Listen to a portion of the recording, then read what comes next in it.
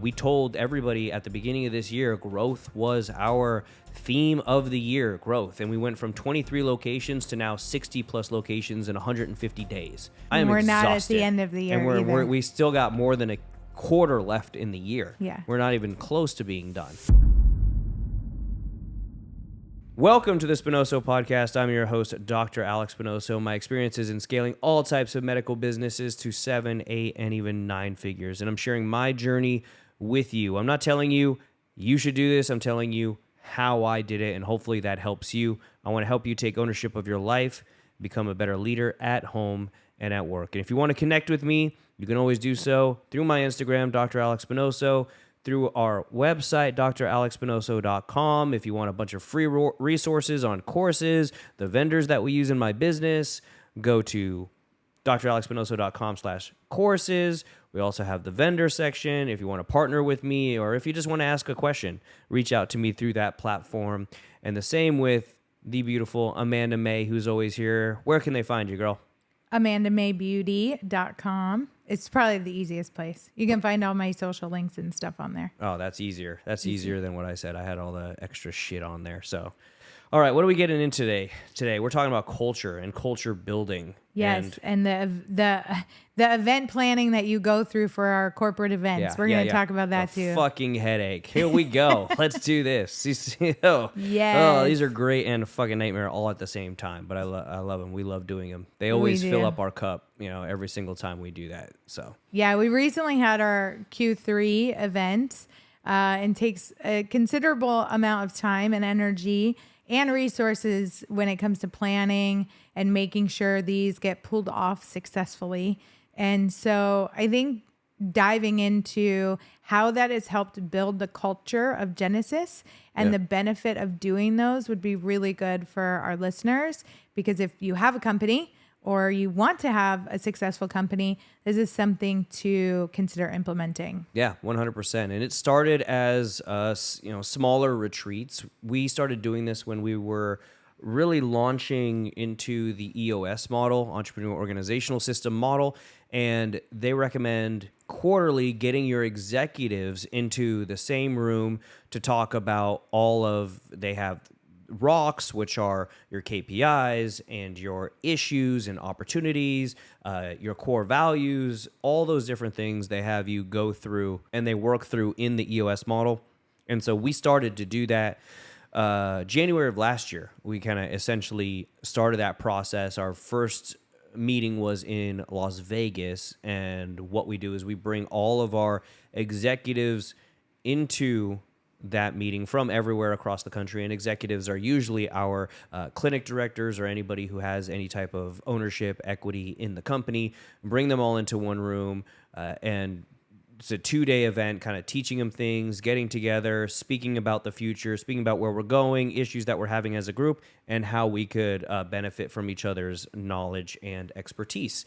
And it's been really game-changing, I think, for the community of the group and, getting together. And our last one, I think our first one had 13 people total, and our last one that we just had 40 people, from all different types of companies that have been rolled up into Genesis, as well as the Genesis brand itself, people that were clinics that were becoming Genesis. And it was really awesome to see everybody interact and everybody to be a part of it. With our most recent event, we had 40 plus people, but as things evolve from the first one, we had multiple people per location. And as we get bigger and bigger, these events are coming down to like one leader from each location. So, when we talk about what's being represented as it grows at each event, it's like more and more clinics are being represented in each one of our quarterly events. And like that part's cool to see, because we really get to connect with each other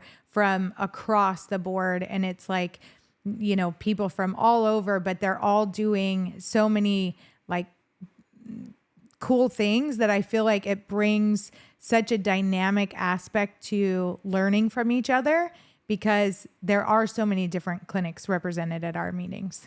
Yeah, I think that's one of the great things about these corporate events is everybody starts to learn what is working really well in their own clinic. And people the cool thing about Genesis so far, which is also a shitty part about Genesis, let me tell you. The cool part is that we allow our executives to really take control of their clinic, take control of their location, and experiment and do things within reason that is going to increase our customer service level, increase our follow-up level, increase the customer experience. The shitty part of that is that sometimes they'll just do it and it's working and they'll never share it because they forget that, hey, there are now 60 plus other locations that could benefit from this.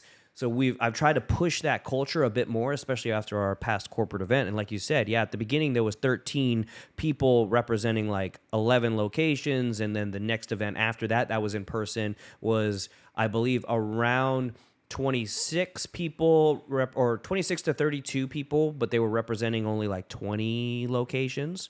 But then we went back to one person per location. In the last event, I believe there was 40 plus people, but they were only representing like 36 locations. There was only a few where it brought a couple. But again, that includes the executives that are now in the company as well. So we have grown exponentially with the amount of clinics represented. And at the same point, doing these group events allows people to share with each other, allows people to learn from each other. And from an ownership standpoint, we'll talk about it a little bit later, is it's important to get these people to actually start to interact with each other and understand where each other is coming from, who each other is, put faces to names, and start to like each other. Because again, when they like each other, you have a lower rate of people leaving because they don't want to leave their friends or their people, and they don't want to leave a corporate culture or an area where it's like, okay, we're working towards a vision and a mission together. I have all these other people who are my friends now,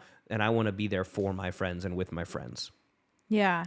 And we talked a little bit about who's there in regards to the people within the company that are present. But let's talk a little bit about what, like who, what, where, why, when, how, all those good things.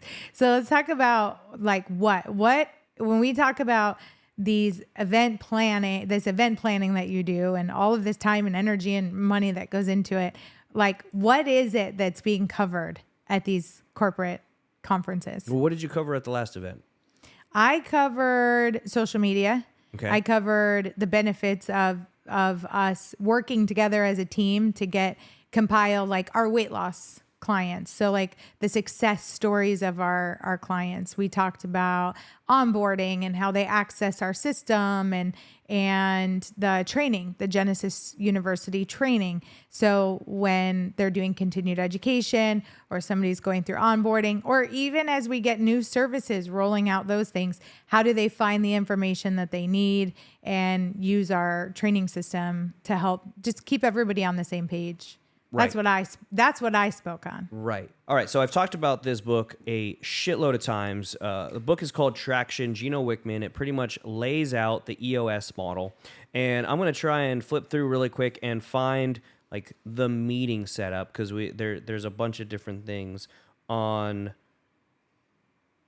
really what you should talk about. So here are the 8 things that they talk about should be in your meetings. And the meetings are quarterly with all your executives. However, that's evolved. So not only do we have meetings quarterly with our executives, or now with everybody we're kind of bringing into the group, it has turned into one-on-one meetings with each of our managers, where we were meeting with them one day a month for 30 minutes so that they could talk about their specific issue or problem. But now we've grown so big that if we were to continue to do that, it would take us roughly 1.5 days straight, like 30 plus hours to get through everybody. So now we've gone back again to a big group meeting where we do our group meetings, or we do our monthly meeting as a group. So at the beginning, EOS model really has you bring your executives, which might just be you and 1 or 2 other people at the beginning. And you kind of answer and write down these things. Number 1, what are your core values? So if you don't have core values, write them down. The greatest way to figure out what your core values are describing yourself and how you would want to present yourself in the business. That's when you're small. When you start to grow, it's asking the question of everyone in your company, or at least the executives that you want their opinions. Can you name one person who you would feel you would want to run the company?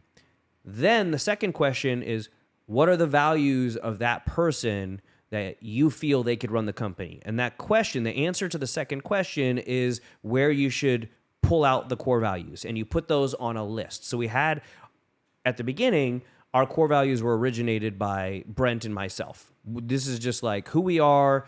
These are our core values. We stole them, half of them, from S2 Supplement Superstores, which is a good friend of mine, Andy Frisella's business, is his supplement company.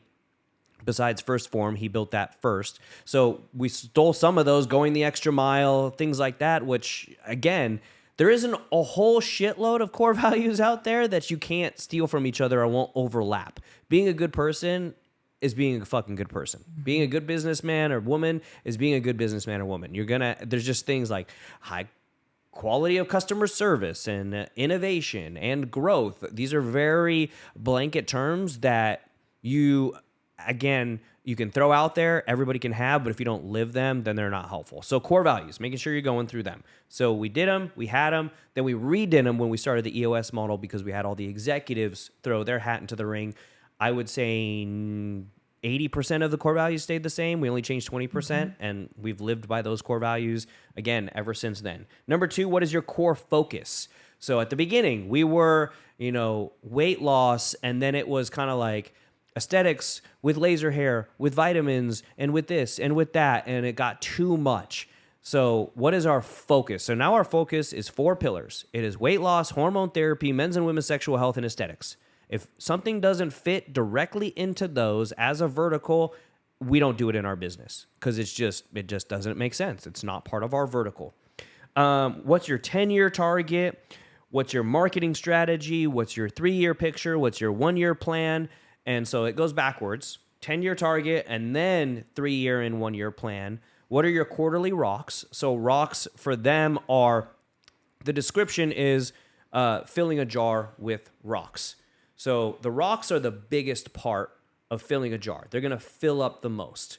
And then everything else, the sand and the small little marbles and everything like that, gets packed in around the rocks. But the rocks take up the most space, they take up the most time, and they, again, move the needle the most. So what are your rocks? What are the problems or things that you have to tackle in your company that need to be done in order to move the needle the most? So that could have been at the beginning, moving our paper system to an electronic medical record system. That was a huge rock that took us years to do. It could be the way we bill a client, where we're making sure we're including processing fees. That could be a rock. So different things. What are your quarterly rocks? Now our rocks essentially really this year are really growth. So getting as many clinics onboarded into the Genesis brand as possible. And at the same time, the second is training. So that was our quarterly rock, whereas okay, everything is going to be surrounded about training. We need to build Genesis University better. We need to teach better people how to use it better. We need to make sure we train them how to order artwork and stuff for their walls. And you've been a huge part of really pushing that and making sure that you're leading that. And then the last one is, what are your issues? So in our company, we call them opportunities. Issues are just fucked up problems that you need to fix or that are going to be problems later on. And there's going to be obviously a bunch of different levels to that. So we decided we were going to do this. We were going to move forward with the EOS model, and it's really been a game changer. Mm-hmm. And the EOS model, again, recommends, it's difficult. And the EOS model recommends meeting quarterly in person to do these meetings. And the problem with that is when the book is assuming the fact that you have one business headquarters where you have all of your staff. So we've had to kind of develop and change the EOS model to fit our brand, which is we don't have a headquarters. Brent and I don't have offices that people can come and visit. They're in our homes, both of us. And really the rest of the EOS model, which is meeting in person and stuff like that quarterly, just assumes that these people are down the hall and you're providing that culture every single day and people are around it.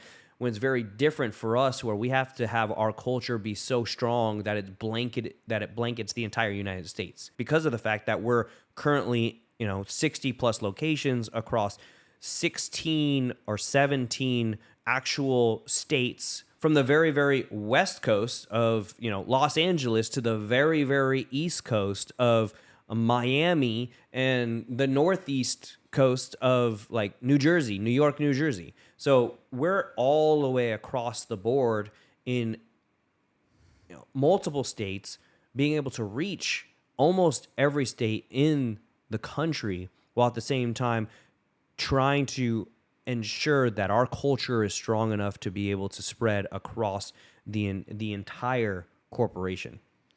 Yeah, and one of the ways that you're doing that, like we have the in-person ones, we do those twice a year. Right. And then the Zoom ones virtual happen the other 2 meetings out of the year. Exactly. So everybody can actually attend the virtual ones, even if, let's say, there's a few clinics that can't be there for the in-person. Yep. And if you're a smaller company, if it was just the Las Vegas team at the beginning, then we would essentially have everybody local there and you would go on a retreat. I know very big aesthetic companies, or I know very big companies that have one location, but they have like 12 to 20 employees in that location, and they go for a weekend in like a cabin or a retreat or something like that. That's essentially the same thing. They go there, they live with each other, they work with each other, they sweat with each other in terms of a morning workout or any of that bullshit. So they could be together, they could work together, they live and breathe together, they understand and have conversations outside of work together, and that builds that camaraderie more. As we've gotten bigger across all the states, yes, we've gotten down to meeting in person twice a year, and the goal is at some point really to focus on now. So we started with just meeting locally. That was all we could. Then we evolved to having the executives, the clinic directors or the providers and the business owners flying into a location to meet. And that's gotten bigger and bigger and bigger. And so now we've gotten to the point where it's almost like we have to copy the NVIDIA model. So the NVIDIA model, actually, the CEO of NVIDIA, he doesn't have any meetings with any managers specifically. He doesn't have any meetings with any executives specifically. He doesn't have a meeting with anybody in the company specifically at all. He has meetings with everyone in the company, and that's it.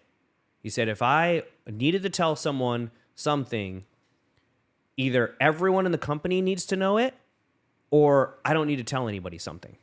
Now, obviously, there's HR things, and NVIDIA is a massive fucking company, but if he's going to address the company in a direction that they're going, a service that they're rolling out, a new IT program, etc., he wants everyone in the company to know, so everyone is on board, and it makes everyone feel like they're a part of something bigger, which is good. And what Brent and I had envisioned is that the more people we would bring to these events, more and more and more, the more people would be bought in. So we've actually transitioned.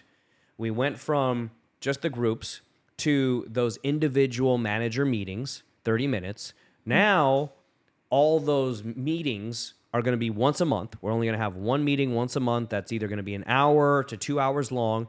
That will have all staff, everyone in it, executives, the front desk staff, the providers, every single person in our company. We're going to have a monthly meeting to essentially talk about all the things we would in our individual meetings.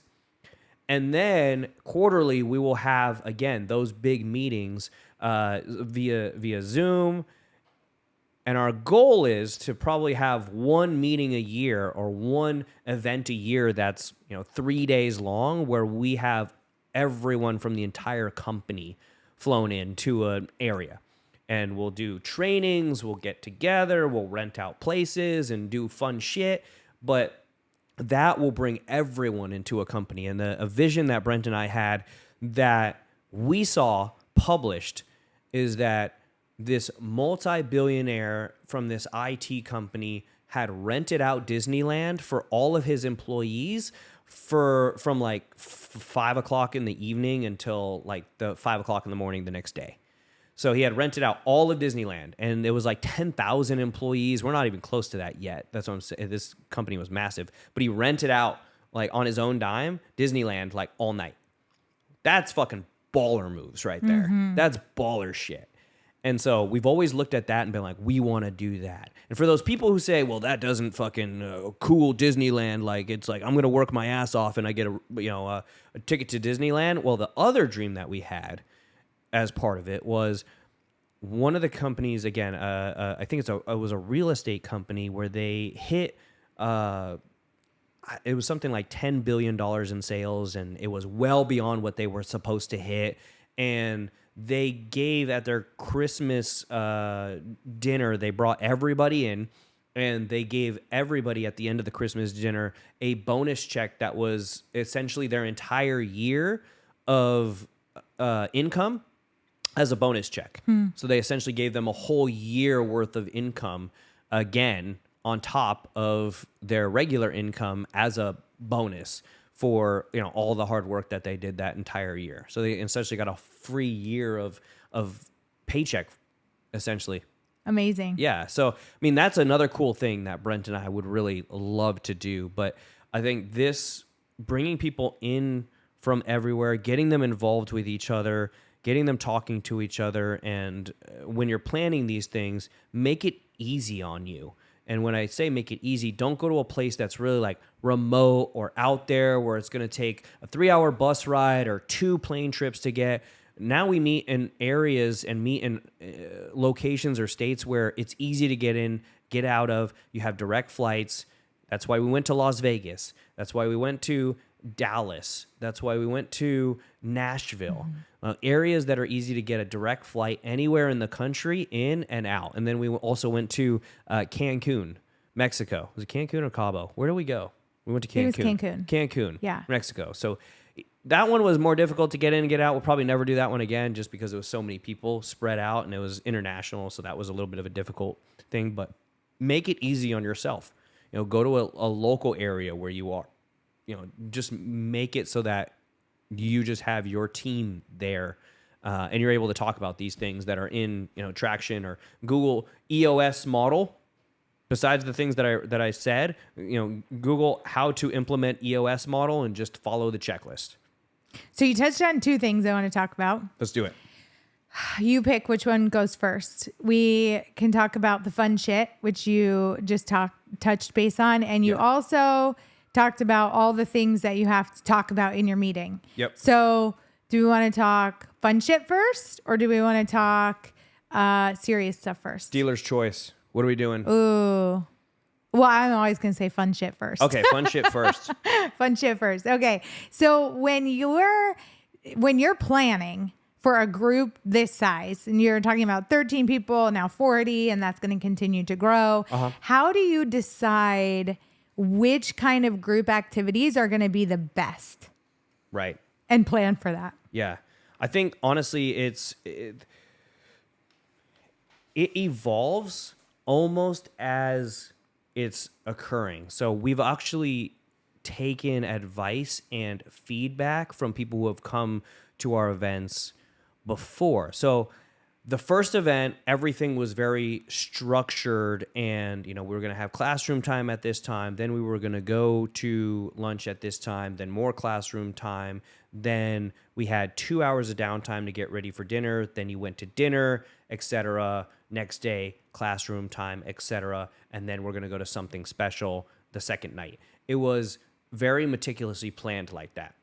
And it went well. It went excellent. Then the next time, Brent and I thought, everything was very regimented the first time. What if we gave them more time, more opportunity to interact with each other? How would that go?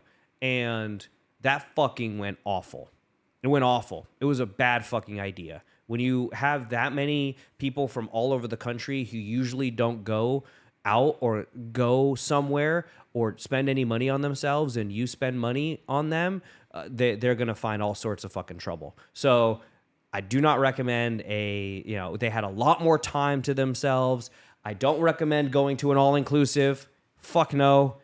God, no matter what, if everything is free, they will overindulge everything, which is fine. It's not their fucking fault. But if everything is free and there is no limits on the amount that they can either consume or drink, shit will get fucked up. Don't fucking do that. So we went back to the very regimented system, and we actually also cut the day down, cut it down to 1 day. So one night before and 1 day. And what we realized is essentially what everybody talks about when it comes to getting ready for something. If you have 3 hours to get ready for something, you're going to take fucking 3 hours. You're a female. Dudes, no matter what, I think we take the same amount of time to get ready, so this is a bad example. But for a female, 3 hours, you're going to take all fucking 3 hours. If you say, we got to leave in fucking 15 minutes, you're probably going to look very close to what you would in those 3 hours in 15 minutes. It's the same thing with procrastination. Like, if you start early on a project, cool, you're going to get it done, but it's going to take you weeks to possibly do it. Mm-hmm. That's what most people have. If you're working on it the week before, it's only going to take you a week to get that project done.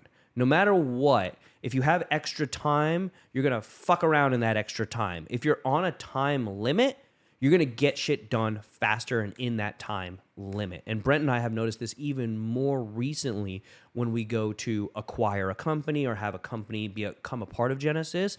If we say, oh yeah, like just read this over and let us know what you think and we'll reconvene, it will take them forever. If we say, hey, look, we're going to send this to you. You got 3 days to review it, and you have 7 days before you sign on the dotted line.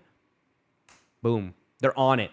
They're reviewing it, getting it done, and moving forward. And so that's what you got to do, I think, with your directions. That's completely different than what we're talking about here. Directions with your staff, directions when you're doing anything, is that you got to put a time limit on it to move forward as fast as you possibly can. And if they don't finish it, cool, move on. Do something else. Go in a different direction. Mm-hmm.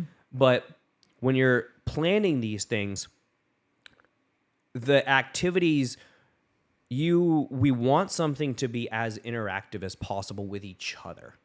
So we try and do things that are fun and, again, conversational. So things like bowling together would be fun as an event. We rented a box at a stadium to watch, the fuck is his name? Ed Sheeran. Thank you.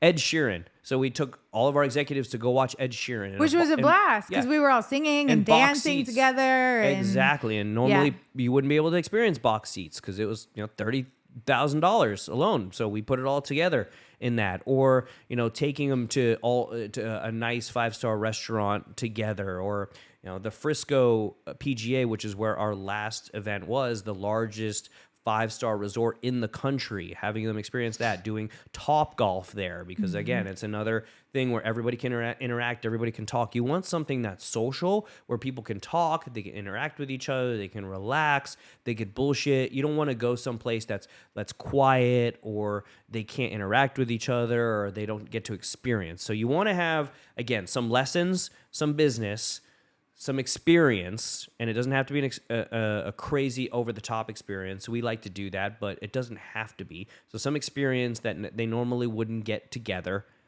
and really that's it. That creates a good culture, and that's when we're thinking of doing things, that's kind of like, okay, where can we go that has those things? Where are the opportunities? Is there a concert in the area that we can go to? Is there a show we can go to? Is there a certain restaurant that place is known for that these people wouldn't be able to experience alone? What are things that these people can experience as a group that we pay for, the company pays for? So again, we're pouring into their experiences because they say, oh, I work for this medical company who we went and saw Ed Sheeran in box seats. Those usually don't fucking go together at all. Yeah, that was a great memory.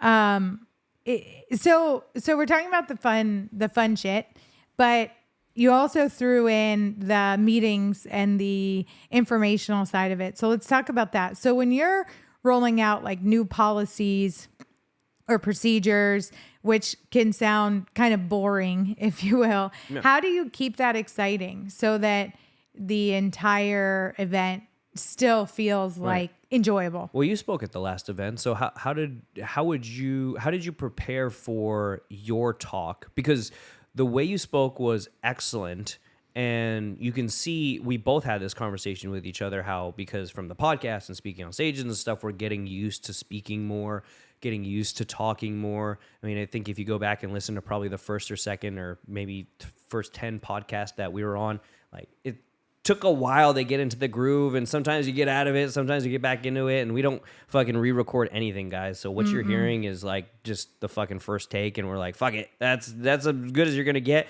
We don't have a lot of fucking time on our hands to extra recording shit and make it beautiful or pretty. So that being said, you speak at the event, and you've spoken at multiple events so far now.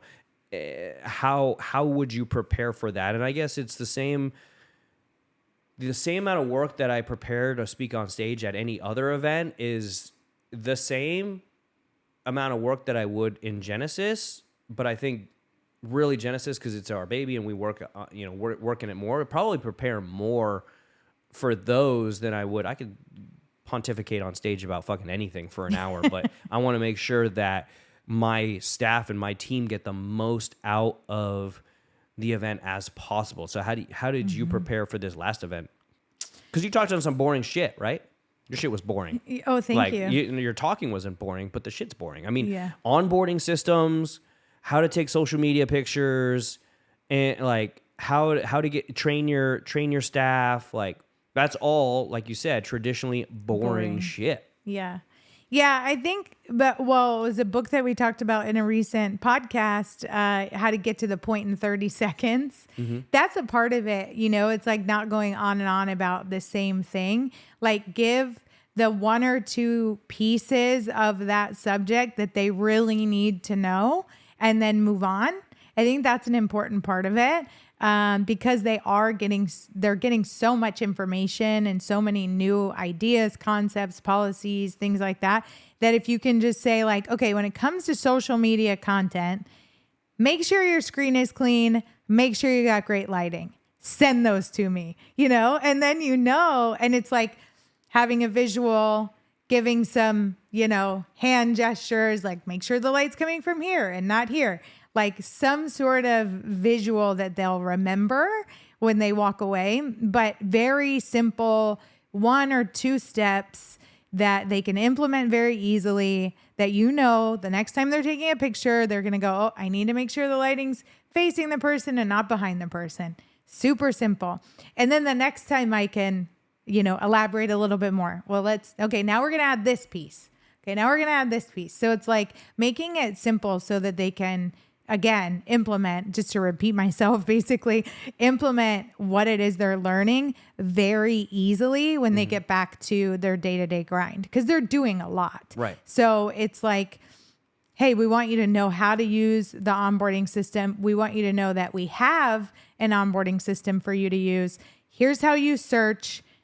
If you need any help after that, let me know. Yeah. So that they can get in there and just get used to the fact that we have this training system and that they can search for different material that they need. Yeah. And then it's like it just builds, it's Absolutely. like, I guess that old cliche, like how do you eat an elephant? One piece at a time or one bite at a time. And it's just like these little nuggets that continue to work together as you build over the years. It's like just not pouring everything at them at one time. They're not going to remember it anyway. No. Yeah. Like I said in the EOS model, it's taken almost 2 years to roll it out. And along with that, you're absolutely right. I have so many colleagues and so many friends, and we've talked about this, where you go and you're just a fucking zombie, and the leader of the mastermind tells you 30 different things that you should be doing in your business or your medical business, and you go home and you try and implement 30 different things. And that's, I think, where the evolution of our EOS meetings have gone, where at the beginning we were talking for 2 days straight, teaching them all these lessons, trying to drive 12 different concepts into their head, 6 a day, of what they should be doing, what they shouldn't be doing, etc. And it's very, very overwhelming. And we push our staff, and our staff has, again, reacted very, very well. They know that we're innovating. They know that we're going to constantly change and improve stuff. But when you're starting to realize that there is an urgency to business where you got to push as fast as you possibly can, but there's also a level to humans that cannot go beyond a certain number, a certain aspect of I cannot implement 10 things at once. We cannot do 10 things at once. So when it comes to rolling these things out or teaching stuff to your staff at these events, really you should do, 2, maybe 3 concepts max. That's it. Like, hey, this is the next, these are the 2 or 3 concepts, which in the book Traction would be rocks for the next quarter that we're going to focus on and we're going to slowly improve upon. Like you said, we have this new onboarding system and we have this way of doing things. You guys go start to look at it, then we're going to slowly follow up with you, make sure you're used to it, etc. And it's the same where we did a lot of concepts and teaching at the beginning of these EOS models. Now, since we're transitioning to the 1 month meeting or the 1 time a month meeting, we could teach a lot of those concepts throughout the year. So that's 12 to 15 hours a year that we'll have training, plus the extra 4 to 6 hours per quarter that we'll have training, plus the trainings that, the managers will be providing to their staff, and that the staff gets involved with our Workplace for Meta and our Genesis University. So it fills it in. So instead of just hammering their brains with 12 concepts, 2 days worth of shit that they're trying to write everything down, that same amount is spread out over the course of a quarter, 6 months, so that everything is a long-term gain. Everything is a long-term improvement. And one of my favorite artists, I've already said this multiple times, Gaudi, who developed the Sagrada Familia, which is actually going to be done in, I believe, the end of 2025, if not 2026. The church that he was building in Spain, Barcelona, Spain, everybody knows what this place is, and it's absolutely incredible. And when he was building it, he knew it would take 100 years to finish this church. And somebody asked him, are you upset that you'll never get to see the end result of what you're building? And he said, for who I'm building it for, there is no concept of time. Because it was a church for God. And that's the way we've started to think about Genesis and my businesses in general, is that the purpose to building a business is obviously to sell it. You should always build a business in order to plan to sell it at some time. Now, whether you do or not, it doesn't matter, because if you plan to sell, or if you build your business that you plan to sell, you're going to make sure there's strong EBITDA, strong cash flow, strong growth, all those things that, cool, this business will survive with or without me. With you, great. Without you, great. Because that's just the best businesses. The best businesses are built to sell, period. And at the same time, when you realize that you build a business that's meant to sell, but you realize there's never an end to that business. When people say all the time, well, I can't get any bigger. I mean, have you looked at Amazon or Apple or Microsoft or Nvidia or X or any of these other companies? Like, what do you mean you can't fucking get bigger? Are you telling me in your garage services business, there's not another garage service business that you can acquire? There's not another manufacturer that you can acquire? In your, boutique earring shop, there's not another boutique earring shop that you can acquire? There's not another brand that you can acquire? There's not more marketing you could do, more people you can do it? You're telling me that every single girl or guy walking down the street with earrings on is wearing your earrings? Like, are you fucking serious right now? Like, I can't grow anymore. Like, I can't do anymore. Maybe you personally can't. So find another person who can drive that into your company. Like, I know that with our vision in Genesis, we literally have no end. There is no end. There are hundreds of thousands of medical clinics for us to own and acquire. There are millions and millions of clients for us to own and acquire, because every person that is not walking into a Genesis and getting Botox, fillers, laser hair removal in some of the locations, weight loss medications, hormone therapy, sexual health therapy. Anyone who has those problems and are walking into another business is a potential person that we should be acquiring at some point. Every person who is walking into a building that does not say Genesis on the fucking door is walking into another location that we should be able to acquire at some point. And that's the thought that we have with growth, and I have with growth, is that there's always the next level. There's always the next expansion. There's always, I mean, even when we achieve our vision and are in 50 states and have 100 plus clinics, cool. We have 100 of the, I believe there are, we just got reports on this from a bank who did some data for us. There are 30,000 weight loss centers currently registered in the United States. I believe there's around 3,700, so 3,700 specific like aesthetics med spas. Those are different categories. So right there, that like we have 60 of what? How many is that? Almost 35,000 potential clinics. We have 60. Like, so we don't have an opportunity to grow. Like we can only get so big. No, that's bullshit. I want to own them all. I want to own 35,000 clinics. I want to own every single one. I want to buy them all. But that's part of that growth. It's like you can't just stay where you're at. Well, I think you just did a really good example of what keeps the meetings exciting is casting the vision. Yeah. And it's I didn't actually answer the question at all. No, you didn't, but that's okay because I took you along with me. It was where we needed to go. You gotta tell and a story. It's telling stories. Yeah. And you did that so well. Razzle dazzle. There you go. I feel like we should. That's what it is. That's what it is. Give them the old razzle dazzle. So you did the whole razzle dazzle. I did. And casting the vision, telling stories, helping them to see where we're going together. And I think that creates the why. And that's another W, where, what, when, why. Why are we all doing this? Why are we coming together? Why does this company exist?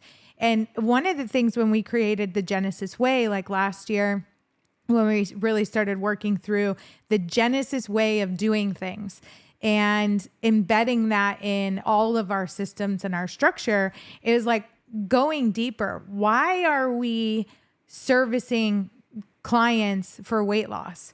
Well, one of the reasons could be because we want fathers to be able to play with their kids.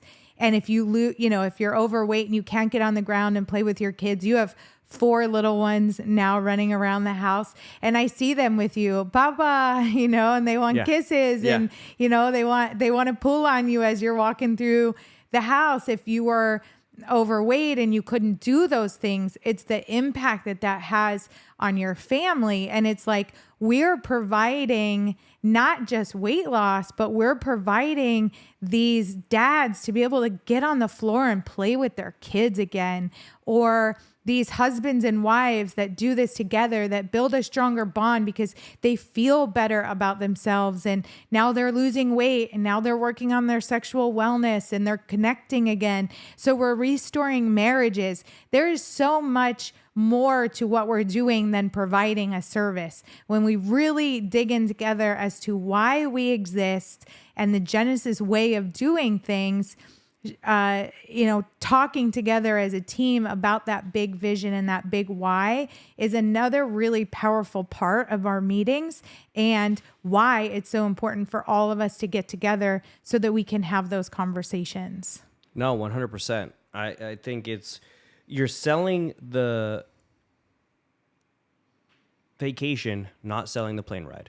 And we've talked about this before. In the closer method, you want to paint a vision. You want to paint a vision for your client. You want to paint a vision for your staff. You want to paint a vision for everybody in the company of where you're going. And then you need to do the things, the steps that it takes to make sure that your vision is carried out and that they see you going towards that vision and going towards that that group. We told everybody at the beginning of this year, growth was our theme of the year, growth. And we went from 23 locations to now 60 plus locations in 150 days. It's been fucking terrifying and scary and exhausting all at the same time and just stressful as shit. But I think we made good on our fucking promise. We said we were going to hit 35 by the end of the year. We're at 60 plus now. We're exhausted. not at the end of the year And we still got more than a quarter left in the year. Yeah. We're not even close to being done. So we blasted past that 100%, and we're still going. And I think it's very important. You're absolutely right to bring people along with you and show them where they're going. Show them how they have a part in that and how we're all doing it together. Even their little part is a big, big part of what the entire concept of Genesis is. Let's get extremely practical for our listeners and people that are hearing this model. Again, like we said in a previous podcast, and we'll probably say many, many times, you can hear things, but the implementation is where the true value comes in. So if you're interested in what we're talking about and you feel like this structure is something that you want to launch within your business, your location, your corporation, definitely check out the book Traction, because that's where you're going to dig into the details so that you can roll this out for yourself. But in your words, is there any practical advice you would give someone based off your experience so far in having these meetings and implementing the EOS strategy and rolling out these in-person events and all the time and, energy and, is it worth it? All the questions that somebody might have about whether or not this is something they should use in their business. Is there any practical advice or things that people should avoid even as they're starting this path? Absolutely. So I'll go through all the mistakes or things that I wish I would have known that I think we kind of did wrong, and it's evolved over time. Number one, make sure that you do it. I mean, these things are important. This is the first time that we've actually started it. It took us into year 4 of Genesis before we started these. I think if we did them earlier, we would be maybe in a different position. I don't know. I can't go back in time, but I think it would definitely make the group stronger. There's nothing wrong with doing these events as soon as you possibly can. When's the best time to plant a tree? 20 years ago. When's the second best time? Right now. So doing it right now, having these events, they don't have to be over the top, well-to-do, insanely crazy amount of money spent. Just a one-day thing together is more than enough, and learning and growing with each other. So do it, number one. Number two, the practical part of it. The model that we have now, I think, is phenomenal. And that is, we have these on a Thursday, Friday, but we're going to move them. We're actually going to move them to a Friday, Saturday. Reason why is because 99% of our clinics are not open on a Saturday. And if we start Friday evening, you can still do at least a half day on Friday and get usually anywhere in the United States by Friday evening. At the same time, we've got 60 plus locations. So if we were to open or have this event on Thursday, Friday, we're talking about hundreds of thousands of dollars probably lost in income just for those 2 days. So we're moving that. So practical. Friday, Saturday. If you're not open on a Saturday, even better. Friday, Saturday. Even if you're open on a Saturday, one day, I would say a quarter isn't going to make or break you. So Friday, Saturday is the way we're doing it. Friday, you come in, you have some sort of meal together, some sort of activity together. Again, Top Golf, something that's social. Then the next day is classroom day. And we used to have 2 days of classroom days. Again, it's too much. One day of classroom day, we started at 8 a.m., 8 to 9 a.m. was kind of breakfast, then 9 a.m. to 3:30 was classroom. That is plenty of fucking classroom time. We thought, oh man, I don't know if we can cover everything. Literally, again, you cut it down to just the important things that you really want to get across and talk about those 2 to 3 concepts, and you just heavily hit those 2 to 3 concepts. Really, that's it. I mean, our concept this last event was really that Ritz-Carlton mindset, which is all about the customer service, the service we're bringing, the way our clinics look, etc. It was just Ritz-Carlton mindset. We had a guest speaker, Vaughn, who was essentially just like, his whole speech was, think as if we were the most important person that our client has ever met. One concept. If we think from that aspect, there's no telling what we could do. Your onboarding systems and the HR stuff that we had to get done, and that was it. I told a story about Coca-Cola and where we were going with our company. That was it. That was all. It was like 4 major kind of concepts in from 9 to 3. Is that 6 There and a was half something hours? though, I do want to say that I think was super valuable that you did this time because the company is growing so quick. There's so many new people.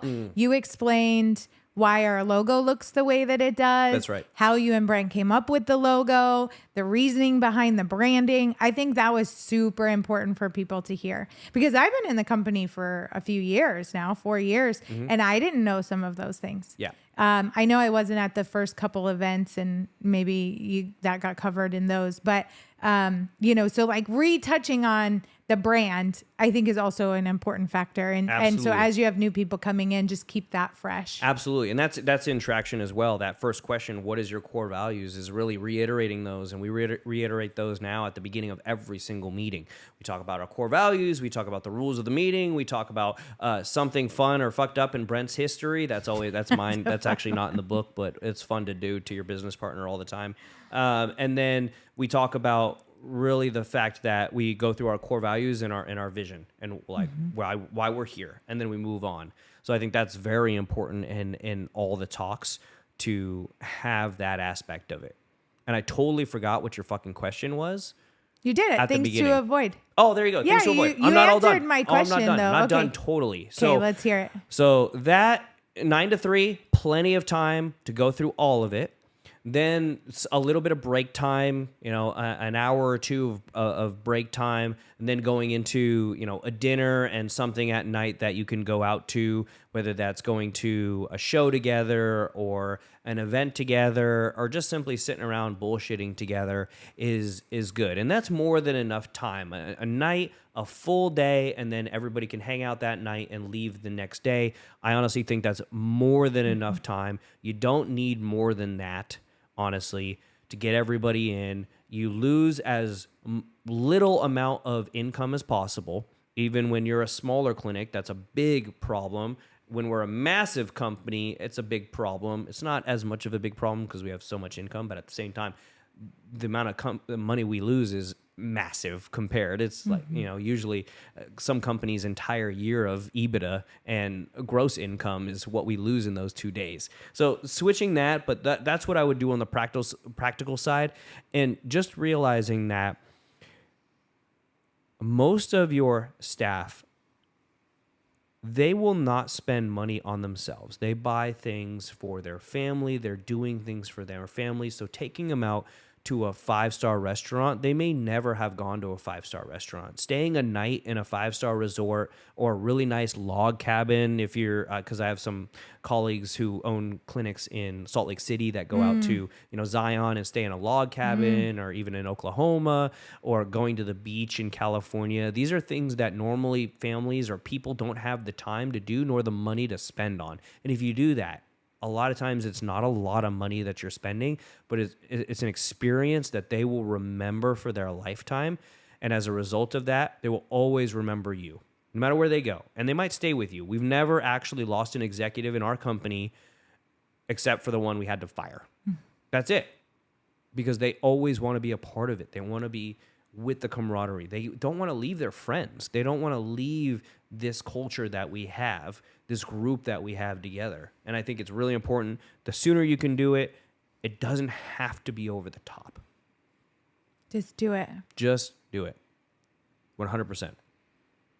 What do you think? What would you give to as advice to somebody who's thinking of doing these, because you've seen the evolution of these. You've been there from before we had these meetings. Like essentially what would you tell these people? I loved what you said. Keep it simple, start somewhere, learn and grow. Every group's going to be a little bit different. Every company culture is going to be a little bit different. So you got to fill the needs of where your team is at. And even taking a survey, what do people want to experience, and understanding, what excites the people that you are going to have there. But I think it was great. Like, we've done concerts, we've done fancy dinners, like we did, even just being in Nashville was like, you could be out on Broadway. Like, there were just some cool things. Like, everything's been a little bit different from event to event. I didn't get to go to the Cancun one because I had just had my baby. She was definitely not up for mom spending a few days in Cancun at that point. Exactly. Starve for 3 days. Yeah. But I mean, I think, changing it up a little bit, but getting some feedback from your team. And I'm in agreement. Just get started. Build the relationships. Absolutely. That's what it's about, is building the relationships and getting everybody aligned. Yep. And you're doing that very well. Obviously, that's why the company is growing the way that it is. So, I think you hit the nail on the head with how you described it. Wonderful. Well, guys, if this helped you out, please like it, share it, subscribe, and tag us in it. If you repost it or anything like that, tag us in it. I'd love to hear from you guys. Ask us questions. Email us questions at questions@dralexspinoso.com. Pick up this book, Traction. Have corporate events for your team. Get them together. Get them involved with each other. It will build a better team, a better camaraderie, and in the end, you're going to thank us for it, because everyone's going to be stronger, and you will inevitably make more money. And I'll leave you with this final quote that Ken Blanchard said in one of his books. Profit is the applause you get for inspiring your staff to take care of your clients. So if you bring your staff together, you inspire them, you drive them into your vision, it's only going to result in more profit.